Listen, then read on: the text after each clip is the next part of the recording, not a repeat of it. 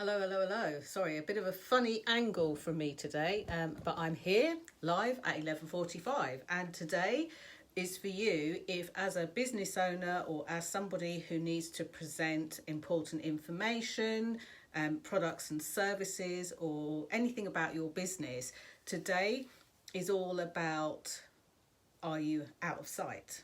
In a cool way, or are you out of sight? Just as the sun breaks through and casts a very strange light on my face, but that's not going to stop me from asking you to shine, because so many people that I speak to, like, they worry about how they can get their work out there. Just in the last couple of days, somebody contacted me because they started a business about 6 weeks ago, and they're fixated on the fact that they've started this during a lockdown. They've started it during a lockdown, and already they're getting lots of insights as to things that work well and things that maybe don't work so well for them. And the one thing that people often don't tell you about us self-employed people, I've been doing this for 10 years now, is that it's really like riding a roller coaster. You have some ultimate highs, and sometimes you hit the bottom as well. And as long as you don't stay there, it can make the difference. And one of the things that was quite an insight for me, given that I'd been a senior manager in financial services, that I'd been a national training manager, and predominantly for a lot of my financial services life, not only worked with helping people to develop their personal development skills and their professional skills, but also I worked alongside many sales and marketing teams. So I was able to enhance their performance, if you like, on that. So with knowing all about consultative selling and all of those kind of cool things, when I started my business back in 2010, I just assumed I'm good. I know everything, I've got the training, I've got the tools. And whilst it's true to say that when you are starting a business or maybe changing your business, you're bringing in stuff that you've brought in from the past, if you like, it's fair to say that you bring that with you because it enhances what you do today. The thing that surprised me the most was the first time I had to sell my own services, my own products. And this person that had been so articulate and fluent in the past, all of a sudden, I literally clammed up. I didn't know what to say or how to say it. And this is important because I still see people do this every day.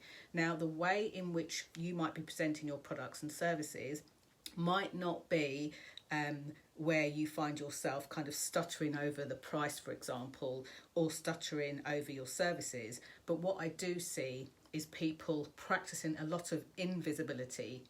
And this is why I'm asking you today, are you out of sight? So there are many of us who are out there doing our stuff, and sometimes people get really kind of wrangled up with the whole engagement piece. Oh, I haven't had a viral video, I haven't had 40,000 likes, I haven't had a gazillion comments underneath. And in some places, in some ways, in this day and age, that is no longer as important as it used to be. It depends on who you are, it depends on what you sell, it depends on who your audience is, and it also differs from platform to platform, if you're doing it online on social media, to how you're doing it through your email list or your database, or even word of mouth or networking. So we get a little bit more hung up on engagement than we need to. But here's the most important thing that I want to share with you today. So think about this, think about the thing that you do, and whether you're watching this live on the replay, do type it in the box below and let us know what it is you do. Don't just stick a link in. Number one, I'll delete it, and number two, it doesn't tell us what you do. It's just you putting a link in, and anybody can do that. So give us a one or two liner on what you do in the comments below so that we can all see and share and understand what you do and whether we need you or not. And then the other thing to really think about is, what value are you bringing? Now, as I'm kind of just tinkering with the content pieces that I want to teach in my event, I'm actually struggling with which pieces to teach because there's so many juicy pieces. But I'm actually reflecting back fondly on a presentation that did sell, and it wasn't a classic presentation that you might be thinking of. I was basically introduced to a group of strangers. I had 20 minutes to go and meet them and they were already having their meeting, pre-planned meeting that was for a whole day. They gave me 20 minutes to go and say hi. And in those 20 minutes, not only was I able to have a conversation with some key people in that organisation, I was also able to ask some really important questions, and that's what I'll be sharing in the presentations that Sells event. I was able to glean some important information, and I was actually booked and paid to deliver something in the region of the high four figures, just under five figures.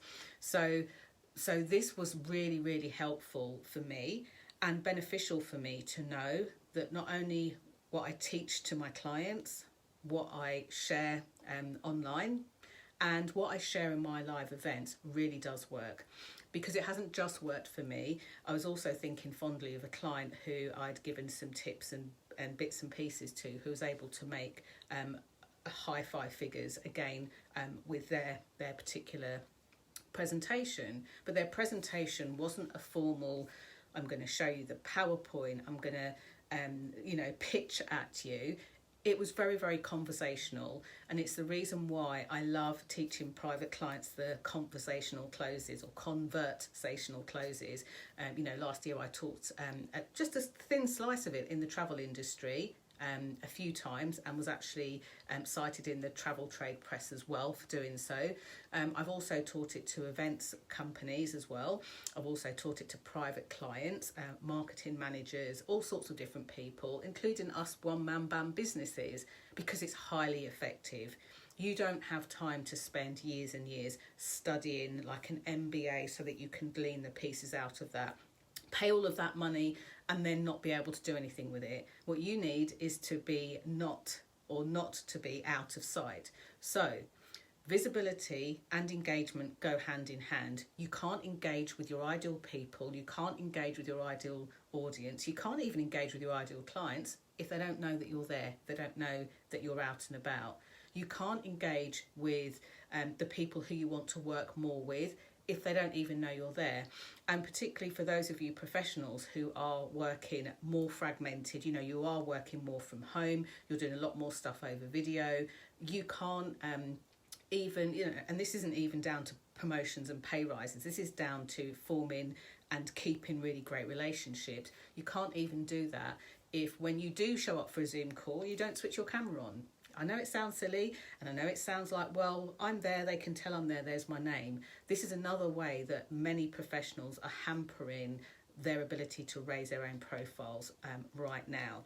So if this is you, and you know that what you've got to share at work and professionally is really important, whether it's your own business or whether you work within a company and maybe you manage or lead a team there, then go back, listen to this, take notes. And by the way, if you are listening to this and you know of somebody whose description that fits, maybe they're an employed professional and they want to keep building and forming really strong relationships at work, or they're a business owner, they're really busy, they're spinning plates, and you're kind of seeing them put all of this output and effort for very little return, then send them this video privately and say, you might want to look at this, check this out, because... Okay, so thank you so much. I'll see you live again tomorrow at 11:45. And if you want to catch up on any of these previous episodes, this is episode 7 now. If you want to catch up on any previous episodes, just scroll back down the page and you'll see them. Thank you so much for watching. Thank you so much for sharing. And thank you for sharing the love. Bye for now.